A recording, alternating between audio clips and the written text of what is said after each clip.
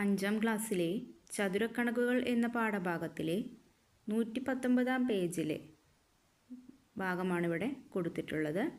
ഇതിനു മുമ്പുള്ള പാഠഭാഗം പാർട്ട് 1, പാർട്ട് 2 എന്നിങ്ങനെ അപ്ലോഡ് ചെയ്തിട്ടുണ്ട്. ഇവിടെ പറയുന്നത് നോക്കാം. മറ്റു ചില രൂപങ്ങൾ. ഇവിടെ കൊടുത്ത ചിത്രം ഈർക്കിൽ കൊണ്ട് ഉണ്ടാക്കിയൊരു ചിത്രമാണ്.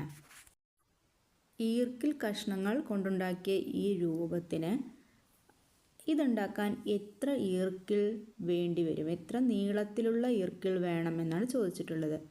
അതിപ്പോൾ സിമ്പിളാണ്. എല്ലാ വശത്തിൻ്റെയും അളവ് അവിടെ കൊടുത്തിട്ടുണ്ട്. അതെല്ലാം കൂടി കൂട്ടിയാൽ മതി നമുക്ക് എത്ര നീളത്തിലുള്ള ഈർക്കിൽ വേണമെന്ന് അറിയാൻ വേണ്ടിയിട്ട്. അപ്പോൾ എത്ര വേണം? 5 കൂട്ടണം 2 കൂട്ടണം 3 കൂട്ടണം 2 കൂട്ടണം 2 കൂട്ടണം 4 എത്രയാണ്? 18 ഈർക്കിൾ വേണം. 18 സെൻറ്റിമീറ്റർ നീളമുള്ള ഈർക്കിലാണ് നമുക്ക് വേണ്ടത്. ഇനി ഇവിടെ ഒരു ചതുരം. ഈ ചതുരത്തിൻ്റെ ചുറ്റളവ് എത്രയാണ്? 5 കൂട്ടണം 5 കൂട്ടണം 4 കൂട്ടണം 4 അല്ലേ? മുഴുവനും ഉള്ള 4 വശത്തിൻ്റെ അളവ് കൂട്ടുമ്പോൾ നമുക്ക് എത്രയാണ് കിട്ടുന്നത്? 18 തന്നെയാണ് കിട്ടുന്നത്. അപ്പോൾ ഈ ചിത്രത്തിലോ ഇതും 18 അല്ലേ? നമ്മൾ നോക്കിയതാണത് തൊട്ട് മുന്നേ. അപ്പോൾ നമുക്ക് 18 തന്നെയാണ് കിട്ടിയത്. അപ്പോൾ ഇതിൻ്റെ രണ്ടിൻ്റെയും ചുറ്റളവ് തുല്യമാണ്. ഇതാ ഈ ചിത്രത്തിൽ ഇവിടുന്ന് ഇങ്ങനെ ഒരു ചതുരം മുറിച്ച് മാറ്റിയപ്പോഴാണ് നമുക്ക് എന്ത് കിട്ടിയത്? ഈ രണ്ടാമത്തെ ചിത്രം കിട്ടിയത്. അപ്പോൾ ഇതിൽ നിന്ന് നമുക്ക് എന്ത് മനസ്സിലാക്കാം? ഈ ചതുരത്തിനും ഈ രണ്ടാമത്തെ ചിത്രത്തിനും ഒരേ ചുറ്റളവാണ്.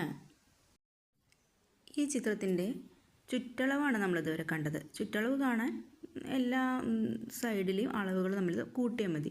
പരപ്പളവ് കാണണമെങ്കിൽ നമുക്കൊരു ചതുരമായിരിക്കണം. ഈ രൂപം ഒരു ചതുരമല്ലാത്തത് കൊണ്ട് നമ്മളിതിനെ 2 ചതുരാക്കി മാറ്റുകയാണ്. അതിനത് ഇവിടെ ഒരു വര വരഞ്ഞു കഴിഞ്ഞാൽ ഇത് 1ാമത്തെ ചതുരം, ഇത് 2ാമത്തെ ചതുരം. അപ്പോൾ നമുക്ക് ആദ്യം 1ാമത്തെ ചതുരത്തിൻ്റെ പരപ്പളവ് കാണാം. എങ്ങനെ പരപ്പളവ് കാണാം? ഇതല്ലേ 1ാമത്തെ ചതുരം. ഇതിൻ്റെ ഈ ഭാഗം നോക്കൂ. ഇത് വീതിയാണ്. ഇത് 2 സെൻറ്റിമീറ്ററാണ്. ഈ ഭാഗമോ 3 സെൻറ്റിമീറ്ററാണ്. ഇത് ഇവിടെ മുതൽ അടി വരെയുള്ള 5 സെൻറ്റിമീറ്റർ. പക്ഷേ ഈ ചതുരത്തിൻ്റെ മാത്രം നോക്കുമ്പോൾ നീളം 3ഉം വീതി 2ഉമാണ്. അപ്പോൾ 1ാമത്തെ ചതുരത്തിൻ്റെ പരപ്പളവ് എത്രയാണ്? 6. അതേപോലെ ഈ 2ാമത്തെ ചതുരം. 2ാമത്തെ ചതുരത്തിൻ്റെ വീതി 2 സെൻറ്റിമീറ്ററാണ്. നീളം എന്ന് പറയുന്നത് 4. അപ്പോൾ അതിൻ്റെ പരപ്പളവ് എത്രയാണ്? 4 ഗുണിക്കണം 2 8 ചതുരശ്ര സെൻറ്റിമീറ്ററാണ്. അപ്പോൾ ഇനി ആകെ ഈ ചിത്രത്തിൻ്റെ പരപ്പളവ് കാണാൻ 8 കൂട്ടണം 6 രണ്ടും കൂടി കൂട്ടുമ്പോൾ എത്രയാണ്? 14 ചതുരശ്ര സെൻറ്റിമീറ്ററാണ് പരപ്പളവ്. ഇതവിടെ കൊടുത്തിട്ടുണ്ട് 14 ചതുരശ്ര സെൻറ്റിമീറ്റർ. ഇനിയിപ്പോൾ നമ്മൾ കണ്ട ഈ എൽ ഷേപ്പിലുള്ള ഈ രൂപത്തിൻ്റെ പരപ്പളവ് കാണണമെങ്കിൽ ഈ വലിയ ചതുരം, ഈ ചതുരത്തിൽ നിന്ന് ചെറിയ ഒരു പീസ് മുറിച്ച് മാറ്റിയതാണ് എൽ ഷേപ്പ് എന്ന് പറയുന്നത്. അപ്പോൾ ആദ്യം നമ്മൾ ഈ വലിയ ചതുരത്തിൻ്റെ പരപ്പളവ് കണ്ട് ഈ ചെറിയ ചതുരത്തിൻ്റെ പരപ്പളവ് അതിൽ നിന്ന് കുറച്ച് കഴിഞ്ഞാൽ നമുക്ക് എന്ത് കിട്ടും? എൽ ഷേപ്പുള്ള ഈ ചതുരത്തിൻ്റെ പരപ്പളവ് കിട്ടും. അങ്ങനെ നമുക്ക് ഉത്തരം കണ്ടുപിടിക്കാം. ആദ്യം ചെയ്ത പോലെ ചിത്രത്തിനെ 2 ചതുരങ്ങളാക്കിയിട്ട് നമുക്ക് കണ്ടുപിടിക്കാം. അല്ലെങ്കിൽ വലിയ പീസിൽ നിന്ന് ചെറുത് കുറച്ച് കഴിഞ്ഞാലും നമുക്ക് കണ്ടുപിടിക്കാം. ഇവിടെ ഈ ആദ്യത്തെ വലിയ ചതുരത്തിൻ്റെ പരപ്പളവ് എന്ന് പറയുന്നത് 5 ഗുണിക്കണം 4 എന്ന് വെച്ചാൽ 20 ചതുരശ്ര സെൻറ്റിമീറ്ററാണ്. ഇനി മുറിച്ച് മാറ്റപ്പെട്ട ഈ ചെറിയ ചതുരത്തിൻ്റെ പരപ്പളവ് എന്ന് പറയുന്നത് 2 ഗുണിക്കണം 3 6 ചതുരശ്ര സെൻറ്റിമീറ്ററാണ്. അപ്പോൾ 20 നിന്ന് ഈ 6 കുറച്ചാൽ എത്രയാണ്? ഈ എൽ ഷേപ്പ് ഉള്ളതിൻ്റെ 14 ചതുരശ്ര സെൻറ്റിമീറ്ററാണ്. ശരിയല്ലേ? നമ്മൾ ആദ്യം ചെയ്തപ്പോൾ ആ രീതിയിൽ ചെയ്തപ്പോഴും 14 തന്നെയാണ് ഉത്തരം. ഇവിടെ ഒരു രൂപമുണ്ട്. ഇതിൻ്റെ ചുറ്റളവും പരപ്പളവും കാണാൻ പറഞ്ഞിട്ടുണ്ട്. ചുറ്റളവ് കാണാൻ നമുക്ക് എളുപ്പമാണ് അല്ലേ? ചുറ്റുമുള്ള അളവാണ് ചുറ്റളവ്. അപ്പോൾ ഇതിൽ ഈ ഭാഗം 6, ഇത് 4, ഇതെത്രയാണ്? ഇത് 1, ഇത് 1, ഇത് 2, ഇത് 1 അല്ലേ? അപ്പോൾ ഇത് മൊത്തം ഉള്ളതിൻ്റെ ചുറ്റളവ് നമ്മളോട് കാണാൻ പറഞ്ഞാൽ ഇത് മൊത്തം എത്രയാണ്? ഇത് മൊത്തം ഇതുവരെ 6ആണ്.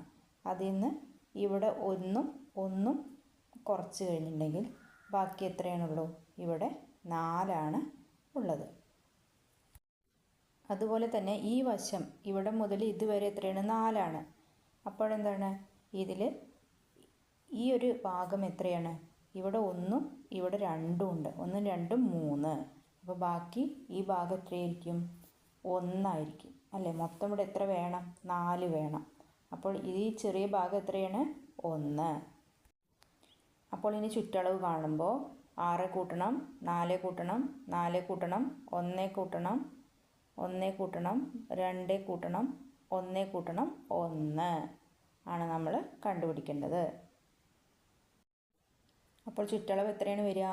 20 സെൻറ്റിമീറ്റർ. ഇനി ഈ ചിത്രത്തിൻ്റെ തന്നെ പരപ്പളവ് കാണണം. പരപ്പളവ് കാണാൻ നമുക്കറിയാം ചതുരങ്ങളാവണം, നീളവും വീതിയുള്ള ചതുരങ്ങളാവണം. അതിന് വേണ്ടിയിട്ട് ഇതിനെ ചതുരങ്ങളായിട്ട്, ചെറിയ ചതുരങ്ങളായിട്ട് ഡിവൈഡ് ചെയ്തിട്ടുണ്ട് എളുപ്പത്തിന് വേണ്ടിയിട്ട്. അപ്പോൾ ഇനി നമുക്ക് ഓരോ ചതുരത്തിനും നമ്പർ കൊടുക്കാം. ഇത് 1ാമത്തെ ചതുരം, ഇത് 2ാമത്തെ ചതുരം, 3ാമത്തെ ചതുരം. ഇതിൻ്റെ പരപ്പളവ് കണ്ടിട്ട് എല്ലാം കൂടി കൂട്ടിയാൽ മൊത്തം ചിത്രത്തിൻ്റെ പരപ്പളവ് നമുക്ക് കിട്ടും. അപ്പോൾ ആദ്യം 1ാമത്തെ ചിത്രത്തിൻ്റെ നോക്കാം. ഇതിൻ്റെ വീതി എത്രയാണ്? 4ആണ്. ഈ ഭാഗമോ, നീളം ഭാഗമോ? ഇവിടെയും 4ആണ്. കാരണം മൊത്തമാണ് 6. അപ്പോൾ ഇതിൽ ഈ 1ഉം പോയി, ഈ 1ഉം പോയി. അപ്പോൾ ഇനി ബാക്കി എത്രയേ ഉള്ളൂ? 4. അപ്പോൾ ഇതിൻ്റെ പരപ്പളവ് എത്ര വരിക? 4 ഗുണിക്കണം 4 എത്രയാണ്? 16 ചതുരശ്ര സെൻറ്റിമീറ്റർ. ഇനി ഈ 2ാമത്തെ ചതുരത്തിൻ്റെയോ? ഇവിടെ 2ഉം ഉണ്ട്, ഇവിടെ 1ഉം ഉണ്ട്. അപ്പോൾ നീളം 3ഉം വീതി 1ഉമാണ്. അപ്പോൾ എത്രയാണ്? 3 ചതുരശ്ര സെൻറ്റിമീറ്റർ. 3 ഗുണിക്കണം 1 3 ചതുരശ്ര സെൻറ്റിമീറ്റർ. ചെറിയ ചതുരത്തിൻ്റെയോ? 1ഉം നീളവും വീതി 1ആണ്. അപ്പോൾ 1 ചതുരശ്ര സെൻറ്റിമീറ്റർ.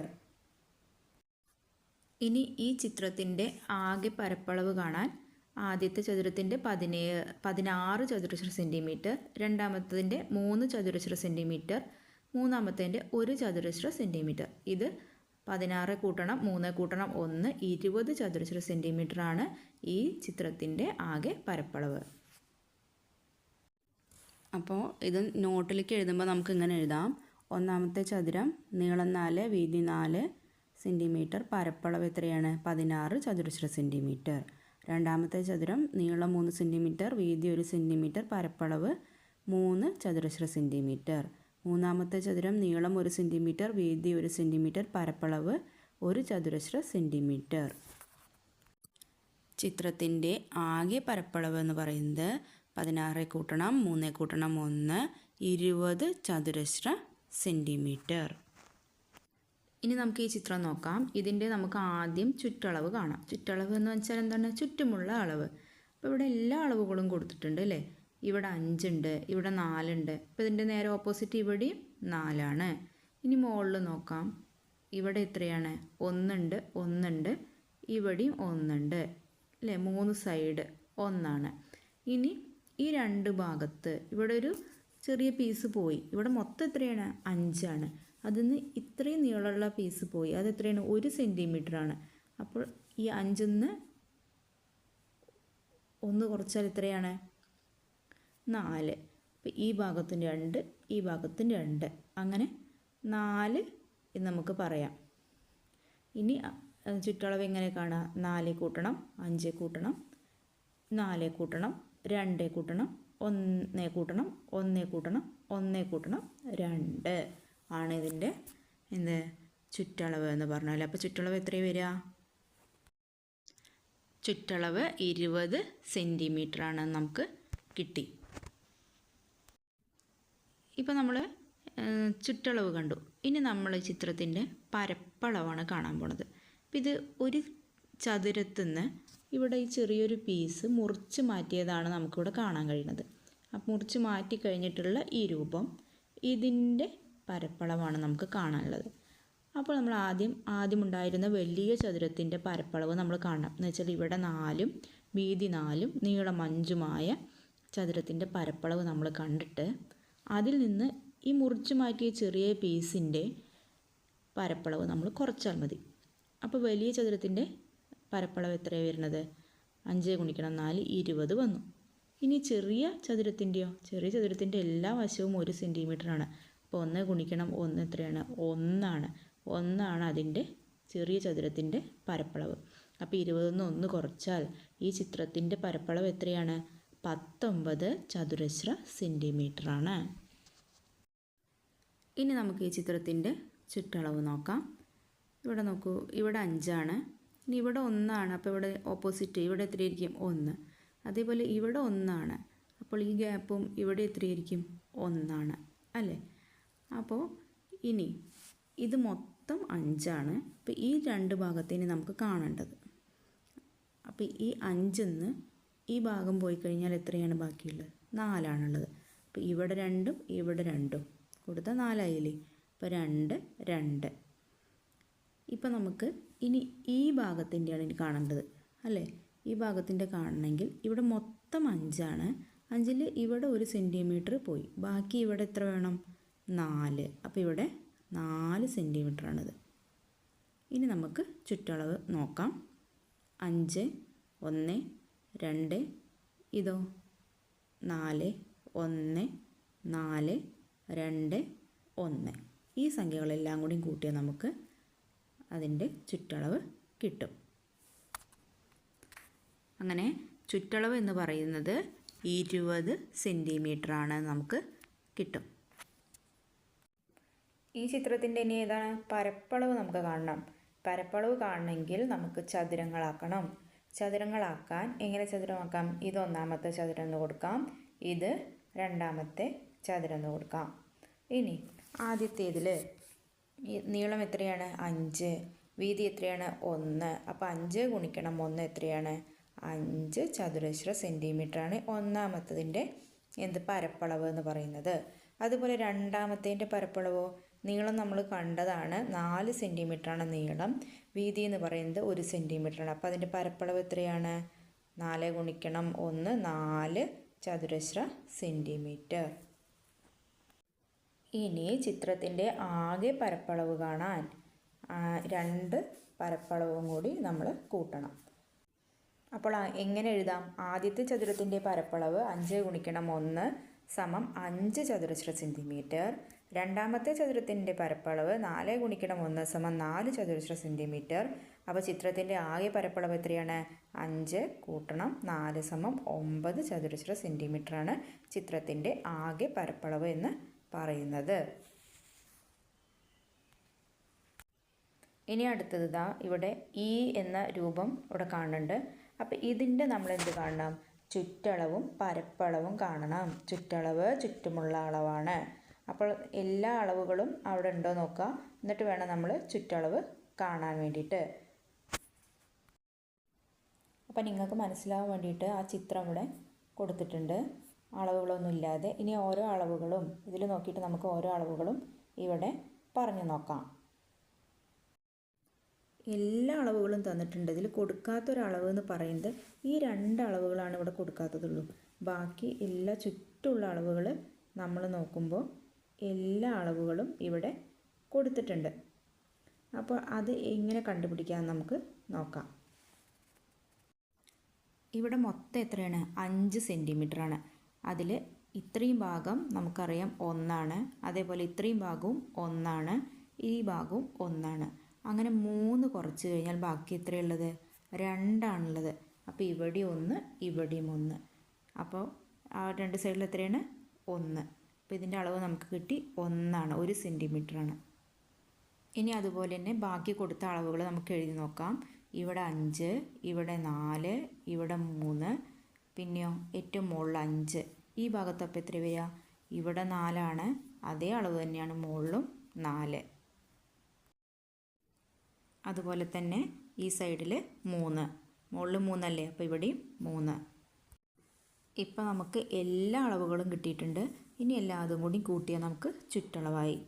അപ്പോൾ 5 കൂട്ടണം 5 കൂട്ടണം 1 കൂട്ടണം 4 കൂട്ടണം 1 കൂട്ടണം 3 കൂട്ടണം 1 കൂട്ടണം 3 കൂട്ടണം 1 കൂട്ടണം 4 കൂട്ടണം 1 കൂട്ടണം 5. അതായിരിക്കും ഉത്തരം. അപ്പോൾ എല്ലാം കൂടി കൂട്ടുമ്പോൾ 34 സെൻറ്റിമീറ്ററാണ് ഇതിൻ്റെ ചുറ്റളവ് എന്ന് പറയുന്നത്. ഇനി അടുത്ത് നമ്മളിതിന് പരപ്പളവ് കണ്ടുപിടിക്കണം.